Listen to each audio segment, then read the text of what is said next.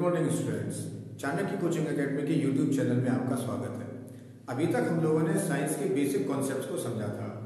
आज हमारा जो कॉन्सेप्ट है वो बहुत सारे टॉपिक्स हमारे ऐसे रहते हैं जो तब अलग अलग कंपटीशन लेवल के एग्जाम में जहाँ से क्वेश्चंस आते हैं और जिनका जो मीडियम है वो 10th 12th स्टैंडर्ड का रहता है। तो उसी का आज हम लोग एक बेसिक कॉन्सेप्ट उठा रहे हैं, लाइट, प्रकाश। हम लोग जानते हैं प्रकाश के बारे में, हम लोगों ने अमूमन प्रकाश को देखा है, लाइट को देखा है, लेकिन अगर कोई इसकी डेफिनेशन के बारे में पूछेगा तो क्या हम बता पाएंगे कि प्रकाश होता क्या है। और जनरली हमसे जब हम फिजिक्स को क्या है, आपने पहले ही समझा था कि बहुत सारी चीजें ऐसी जिन्हें हम अपनी दैनिक जीवन में जिनसे रूबरू होते हैं, लेकिन क्या है अगर उनके बारे में हमसे कोई पूछे तो हम उनको सिंपली बता नहीं पाते, है ना। तो ऐसा ही एक कॉन्सेप्ट है आपके सामने, लाइट। तो लाइट है क्या? आप लोगों ने देखा था कि दो चीजों को हम फिजिक्स में पढ़ते हैं, एक होता है द्रव्य और दूसरा होता है ऊर्जा, यानी matter, and second is energy. तो प्रकाश उनमें क्या है? प्रकाश द्रव्य है, मैटर है, या एनर्जी है, या ऊर्जा है? तो हम सिंपली देखते हैं कि प्रकाश एक प्रकार की ऊर्जा है, यानी light is like an energy. तो एक ऊर्जा की तरह कार्य करता है प्रकाश। ऊर्जा की तरह कहने का क्या मतलब है? जैसे एनर्जी की डेफिनेशन आप लोगों ने देखी है, ऊर्जा की परिभाषा क्या होती है कि ऊर्जा कार्य करने की क्षमता को ऊर्जा कहते हैं। An ability to do work is called energy. और क्या डेफिनेशन आपने देखी है कि ऊर्जा ना तो जगह घेरती है और ना इसमें मास होता है, द्रव्यमान होता है। क्या प्रकाश इन दोनों डेफिनेशन को सर्टिफाई करता है या नहीं करता? तो देखते हैं हम लोग, लाइट जो है वो कोई स्पेस ऑक्यूपाई नहीं करता, कोई जगह नहीं घेरता है मोस्टली, और दूसरा उसमें कोई द्रव्यमान भी नहीं होता, उसमें कोई वजन भी नहीं होता। जैसे अगर बात की जाए प्रकाश के बारे में, तो प्रकाश कोई जगह नहीं घेरता, है ना, यानी ऊर्जा पर आपका कोई जोर नहीं चल सकता। द्रव्य पर आपका जोर चल सकता है, लेकिन ऊर्जा पर कोई भी आपका जोर नहीं चलता। जैसे सिंपली अगर हम बात करें कैंडल, आपने कैंडल को कभी लाइट किया होगा, मोमबत्ती को कभी जलाया होगा, तो मोमबत्ती आपने देखा होगा, उसको हम तोड़ना चाहे तोड़ सकते हैं, जो करना चाहे उसके मतलब कर सकते हैं, लेकिन क्या है उसकी जो फ्लेम होती है, क्या उसको जरा भी नीचे कर सकते हैं? क्या नहीं। आप कैंडल को टेढ़ा तिरछा करते जाएंगे करते जाएंगे करते जाएंगे, तो क्या होगा, वो जो लाइट है उसकी फ्लेम है, वो फ्लेम हमेशा ऊपर की तरफ ही रहेगी, यानी आप उसकी फ्लेम को नीचे नहीं कर सकते, है ना। तो द्रव्य पर आपका बस चलता है, लेकिन ऊर्जा पर, एनर्जी पर आपका कोई भी जोर नहीं चलता। तो वही प्रकाश है, यानी प्रकाश क्या है? ऊर्जा है। दूसरा, कार्य करने की क्षमता को हम क्या कहते हैं? ऊर्जा कहते हैं। तो क्या लाइट की सहायता से भी, उसकी हेल्प से भी कोई कार्य होता है क्या?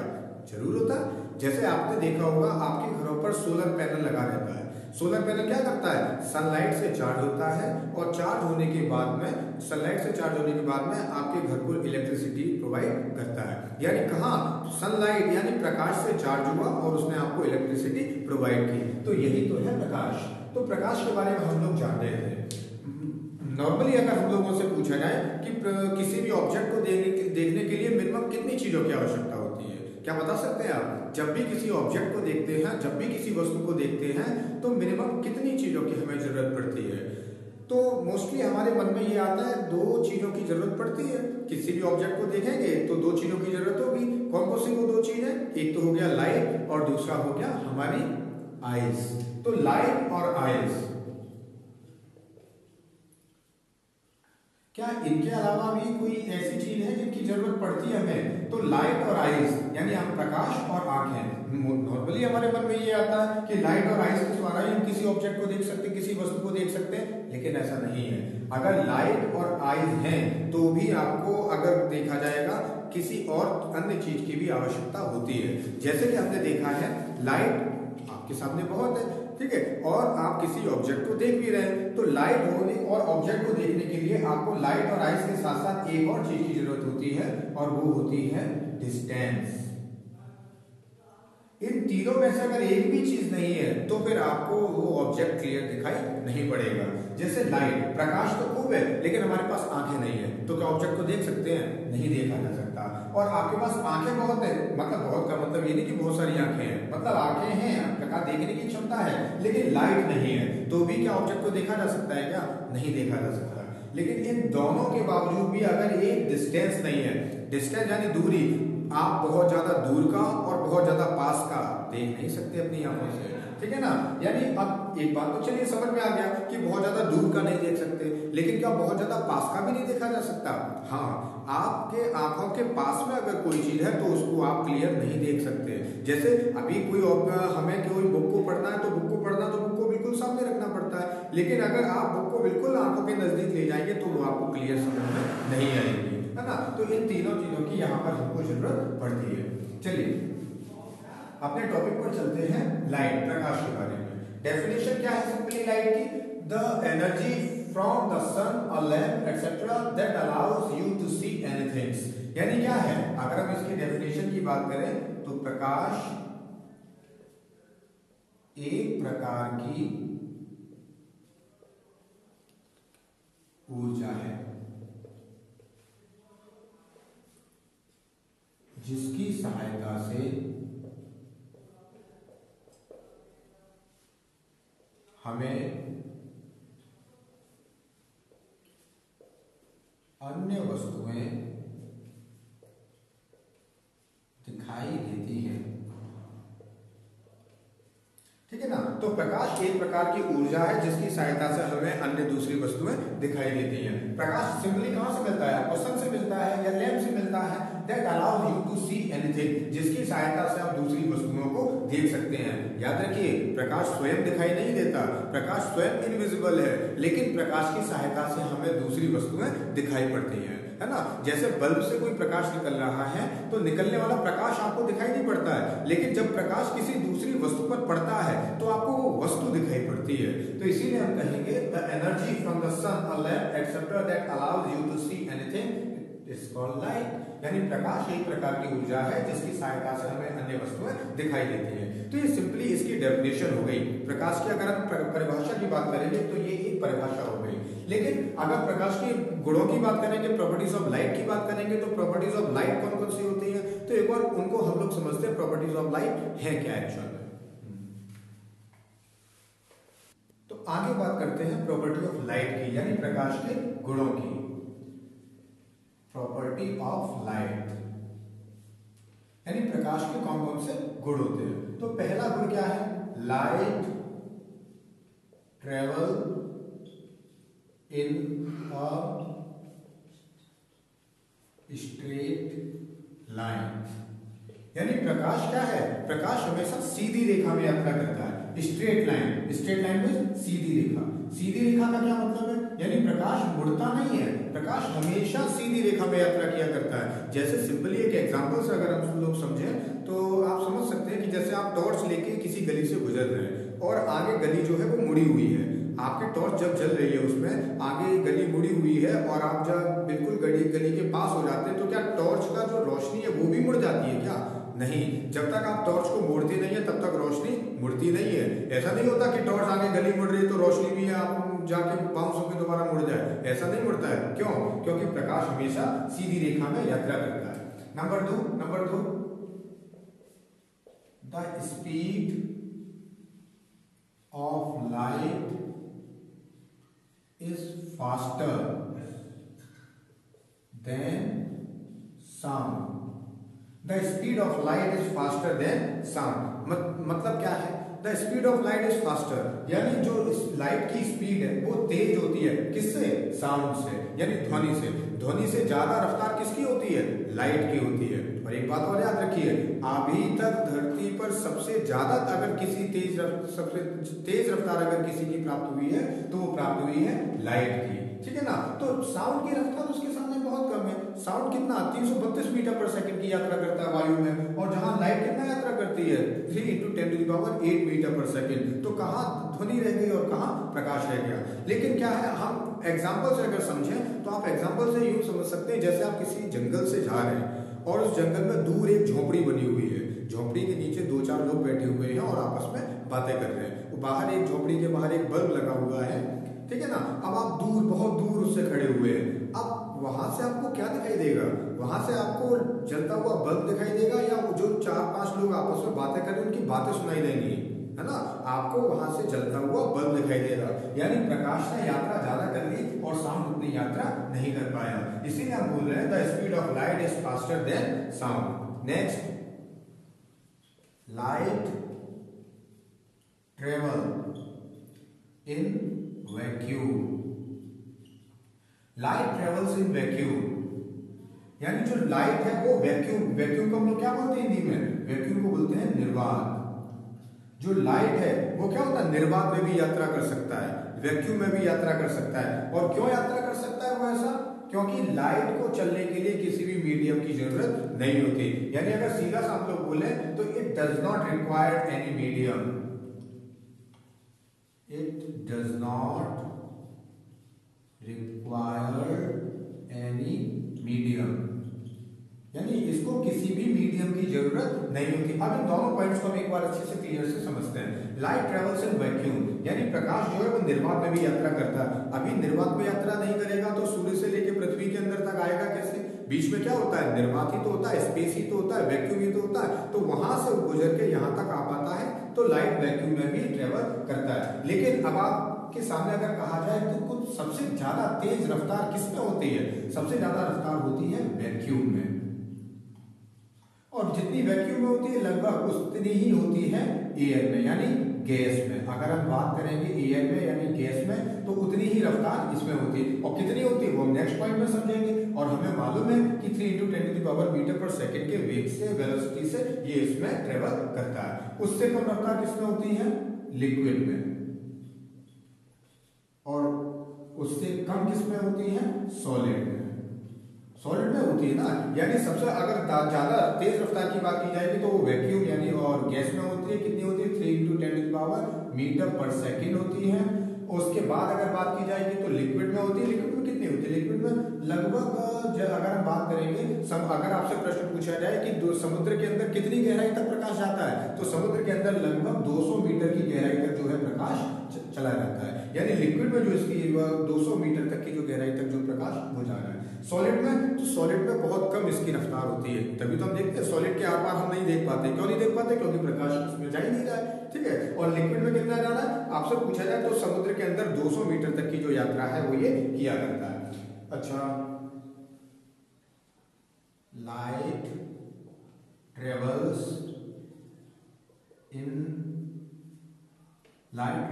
Eight the speed of 3 × 10⁸ metre per second. 3 × 10⁸ metre per second, it means 3 lakh kilometre per second. एक सेकंड में 3 लाख किलोमीटर की यात्रा जो है वो प्रकाश कर लेता है। अब अंदाजा लगाइए 3 लाख किलोमीटर की यात्रा प्रकाश कर रहा है, इससे तेज रफ्तार और किसकी हो सकती है धरती पर, है ना? तो 3 × 10⁸ मीटर/सेकंड, और वो किसमें है? वैक्यूम में या एयर में। एक लास्ट पॉइंट और समझते हैं इसका। अगर लास्ट पॉइंट की हम लोग बात करें तो it has dual nature. Dual nature it consist, dual nature का मतलब क्या है? ड्यूअल नेचर मतलब ये हिंदी में बोलते हैं द्वैध प्रकृति। द्वैध प्रकृति का क्या मतलब है? दोनों नेचर शो करता है। दोनों नेचर शो करने का क्या मतलब है? जैसे ये तरंग के रूप में भी चलता है और कण के रूप में भी चलता है ना? यानी वेव्स के रूप में भी चलता है और पार्टिकल्स के रूप में भी चलता है। जैसे अगर हम सिंपली बात करें तो प्रकाश पार्टिकल के रूप में, कण के रूप में चलने का क्या मतलब है? जैसे फोटॉन, तो तरंग और कण, तरंग और कण के रूप में अगर कण की बात करें तो कण के क्या मतलब है? जैसे फोटॉन के रूप में। फोटोन का मतलब hν, ऊर्जा के बंडलों के रूप में चलता है। आपने देखो प्रकाश ऊर्जा के बंडलों के रूप में चलता है, जिन्हें hν हम कहा करते हैं। दूसरा, अगर तरंग की बात करें तो प्रकाश विद्युत चुंबकीय तरंग के रूप में भी चलता है, मतलब इलेक्ट्रोमैग्नेटिक वेव्स, इसके रूप में भी चलता है। यानी विद्युत चुंबकीय तरंग के रूप में भी ये यात्रा किया करता है। तभी हम लोग क्या बोलते हैं कि इट हैज ड्यूअल नेचर, मतलब तरंग के रूप में भी चलता है और कण के रूप में भी चलता है। तरंग के रूप में चलने का मतलब क्या है? विद्युत चुंबकीय तरंग है। प्रकाश कैसी तरंग? अगर आपसे, क्योंकि ये आपने पहले भी पढ़ा होगा कि प्रकाश जो होती है वो हमारी कैसी तरंग होती है? लॉन्गिट्यूडनल वेव्स होती है। लॉन्गिट्यूडनल वेव्स को क्या बोलते हैं? अनुप्रस्थ तरंगें। अनुप्रस्थ तरंग कैसे चलती है? वो आपने देखा होगा ये लंबवत, यानी जो लंबवत चलती है, पैरेलल चलती है, उन्हें हम लोग नाम देते हैं अनुप्रस्थ तरंगें। तो प्रकाश कैसा चलता है? लंबवत आगे बढ़ता है, इसीलिए बोलते हैं अनुप्रस्थ तरंगें, लॉन्गिट्यूडनल वेव्स। और लॉन्गिट्यूडनल इसीलिए हम बोलते हैं विद्युत चुंबकीय तरंगें। यानी इट हैज ड्यूअल नेचर, तरंग के रूप में भी और कण के रूप में भी। तो ये अभी तक हमने समझी थी इसके पार्ट, इसकी प्रॉपर्टीज यानी लाइट की प्रॉपर्टीज, प्रकाश के गुण के बारे में। तो अभी हम लोगों ने प्रकाश की डेफिनेशंस देखी और प्रकाश के प्रॉपर्टी देखी। अब आगे देखते हैं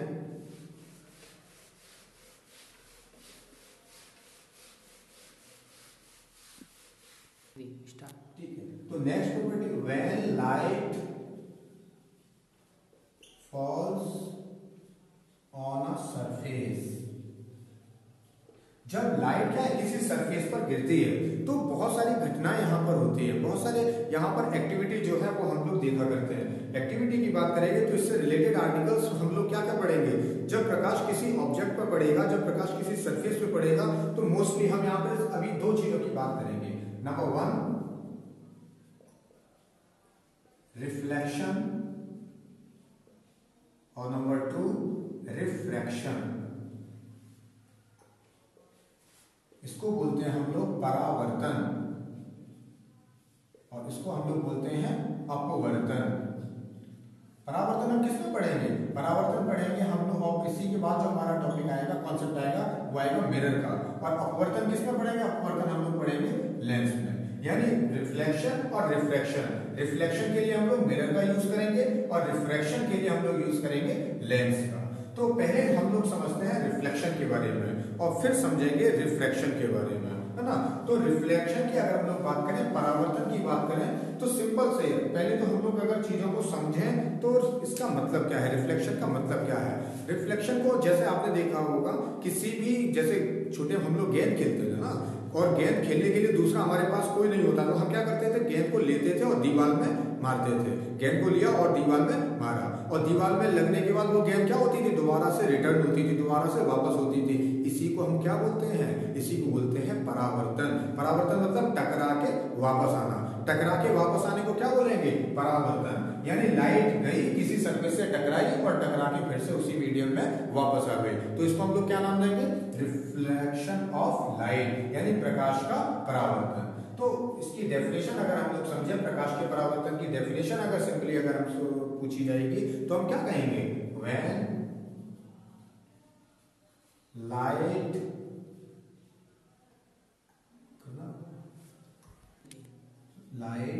bounce back after strike a polished surface. यानी जब लाइट क्या है, बाउंस बैक यानी वापस आती है, आफ्टर स्ट्राइक, उस पर गिरकर, किस पर गिरकर, ये पॉलिश्ड सरफेस, यानी किसी पॉलिश्ड सरफेस से गिरकर जब वापस आती है तो उसको हम क्या कहते हैं, उसको कहते हैं परावर्तन।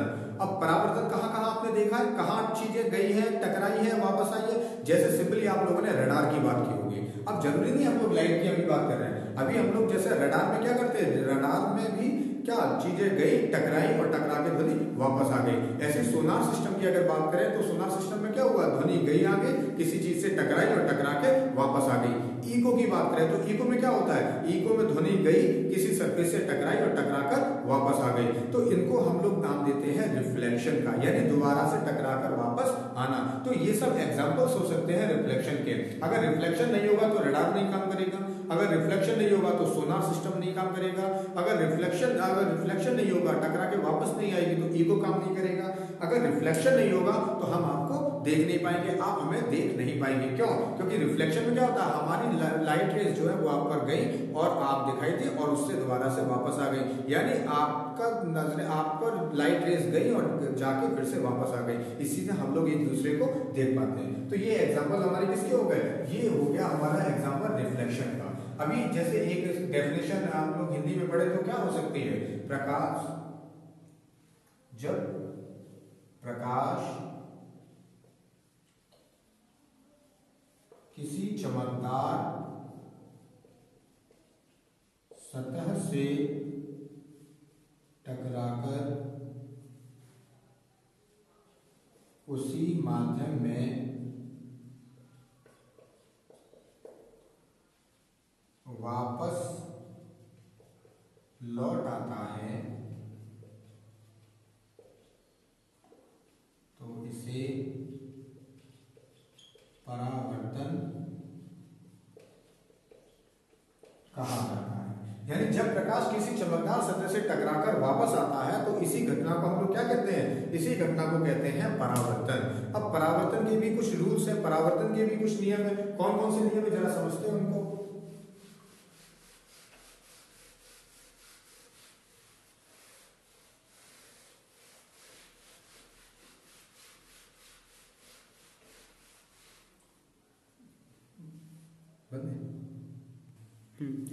Rules of reflection,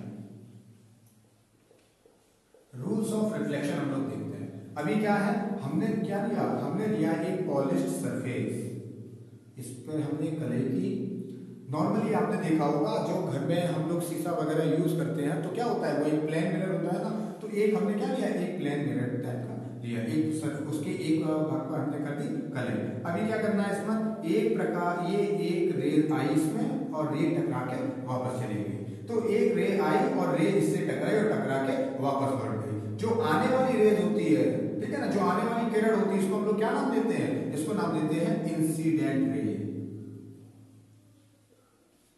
incident raise. और जो टकरा के वापस चली जाती है इसको हम लोग क्या नाम देते हैं, इसको नाम देते हैं रिफ्लेक्टेड रेज। अगर हिंदी में हम लोग बात करें तो इसको कहते हैं परावर्तित किरण, और इसको हम लोग क्या नाम देते हैं, इसको नाम देते हैं आपतित किरण का, है ना, यानी आपतित किरण और ये परावर्तित किरण, और बीच में हमने क्या कर दिया, नॉर्मल, यानी नॉर्मल बीच में हमने 90 डिग्री का बना दिया। अच्छा ये क्या है, ये है पॉलिश्ड सरफेस, पॉलिश्ड सरफेस यानी कली वाली सतह, और ये क्या है, आपतित किरण, जो किरण आती है उसे क्या कहते हैं, आपतित किरण, और टकरा के जो किरण वापस चली जाती है इसे क्या कहते हैं, परावर्तित किरण। और ये क्या बीच में बना हुआ हमारा, नॉर्मल, नॉर्मल को क्या बोलते हैं, अभिलंब। अच्छा एक बात और जो समझने वाली वो क्या है, आपतित किरण और अभिलंब इन दोनों के बीच में जो एंगल बनता है उसे हम क्या कहते हैं, उसे कहते हैं इंसिडेंट एंगल, और इंसिडेंट एंगल को किससे शो करते हैं, आई से। Incident angle is I is stand for incident angle. और अभिलंब और परावर्तित किरण, परावर्तित किरण और अभिलंब इन दोनों के बीच में जो एंगल बनता है उस एंगल को हम लोग क्या नाम देते हैं, रिफ्लेक्टेड एंगल, और इसे हम लोग शो करते हैं आर से। तो इंसिडेंट एंगल और नॉर्मल के बीच में जो एंगल बनता है, इंसिडेंट रे और नॉर्मल इनके बीच में जो एंगल है वो इंसिडेंट एंगल, और रिफ्लेक्टेड रे और नॉर्मल के बीच में जो एंगल है वो है रिफ्लेक्टेड एंगल। अब रूल क्या हमारा बोलता है, हमारे जो दो रूल है उनमें पहला जो फर्स्ट रूल है इसका रूल्स ऑफ रिफ्लेक्शन बोलता है, number 1 the incident ray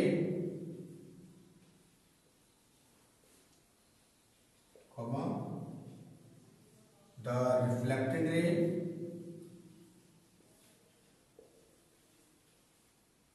and normal. यानी हम तीन चीजों की बात कर रहे हैं, इंसिडेंट रे की बात कर रहे हैं, रिफ्लेक्टेड रे की बात कर रहे हैं, और नॉर्मल की बात कर रहे हैं ना। टू द सरफेस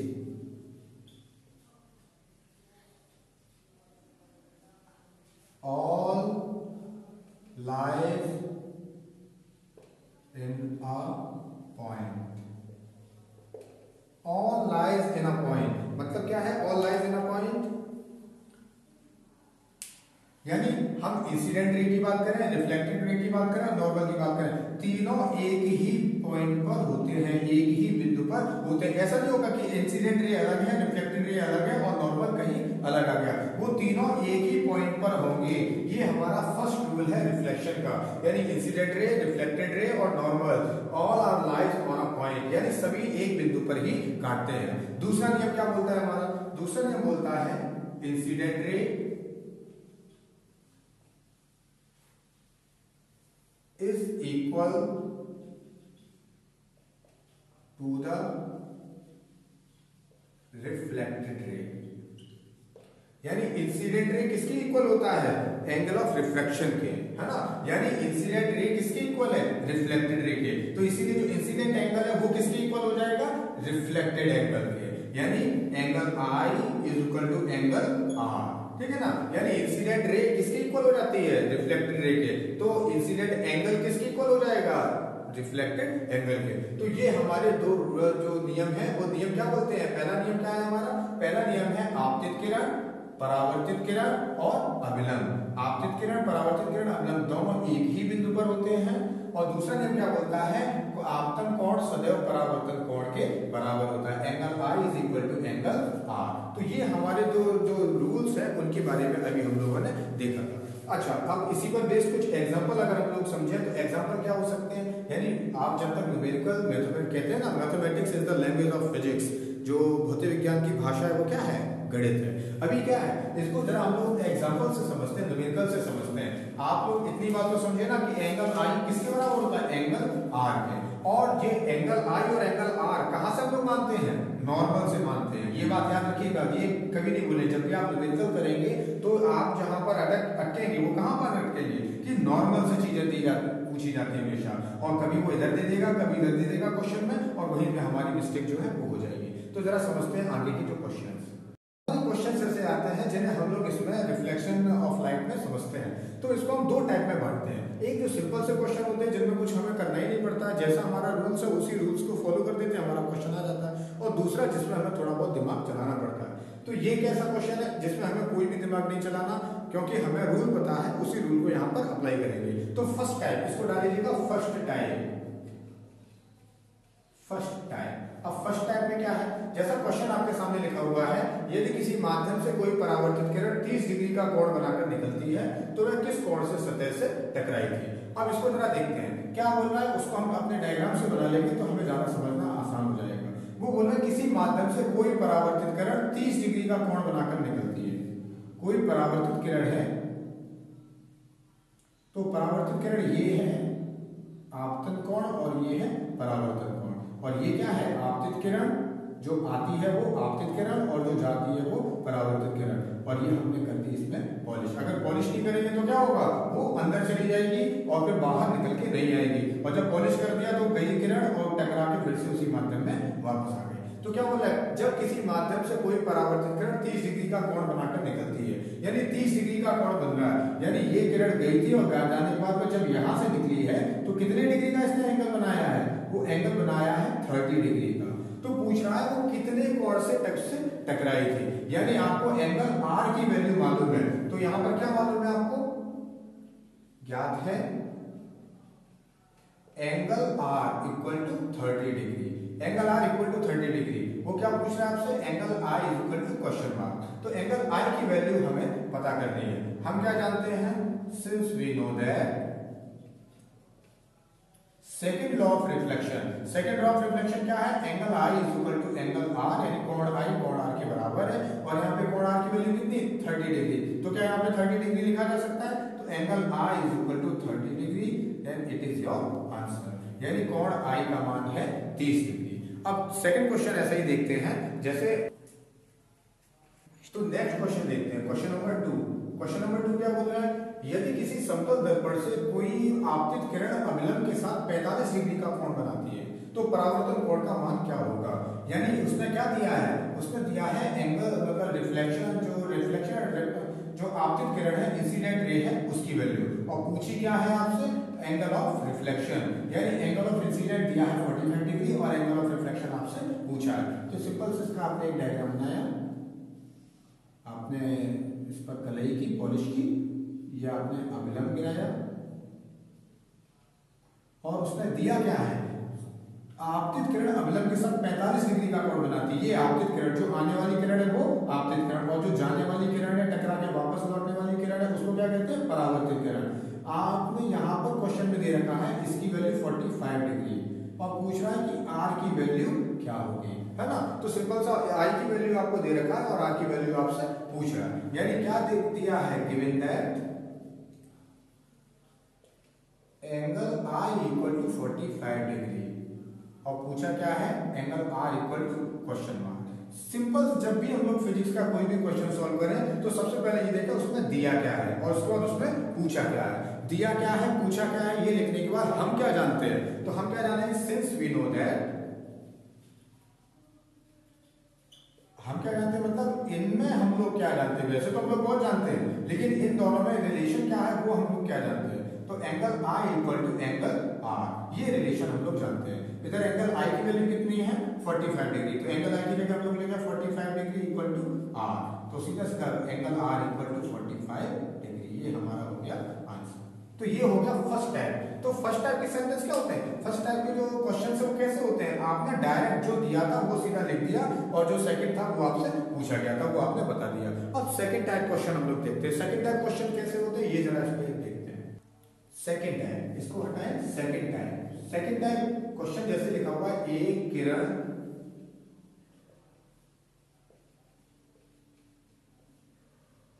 समतल दर्पण से 45 डिग्री का कोण बनाती है,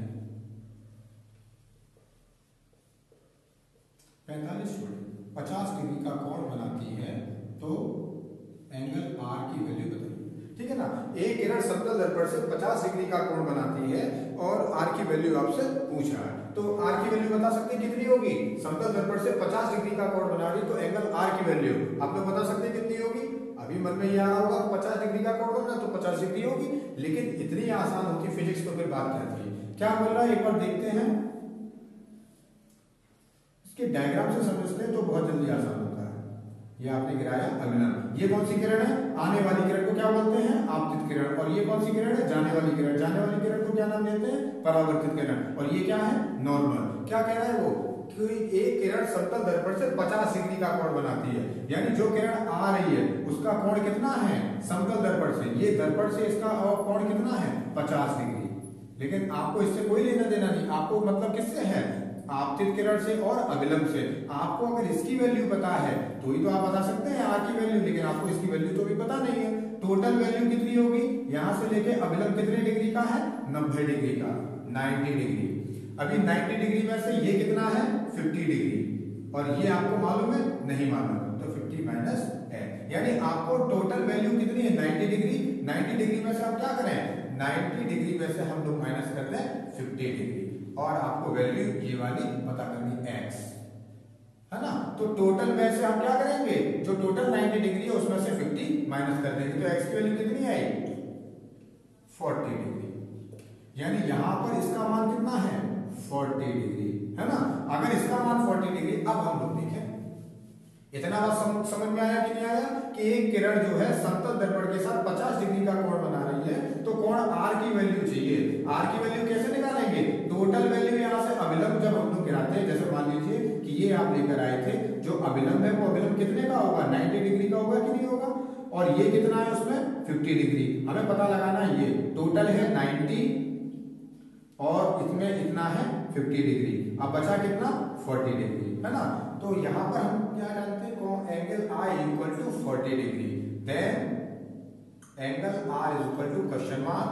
हम जानते क्या है, जानते हैं law of reflection, second law of reflection, यानी angle I is equal to angle R। जब एंगल I की वैल्यू 40 है तो इधर लिखेंगे 40 degree equal to angle R, and angle R equal to 40 degree. ये हो गया इसका आंसर। ओके, तो अब आगे क्वेश्चन देखते हैं। इसमें अपना है, एक किरण समतल दर्पण के तल से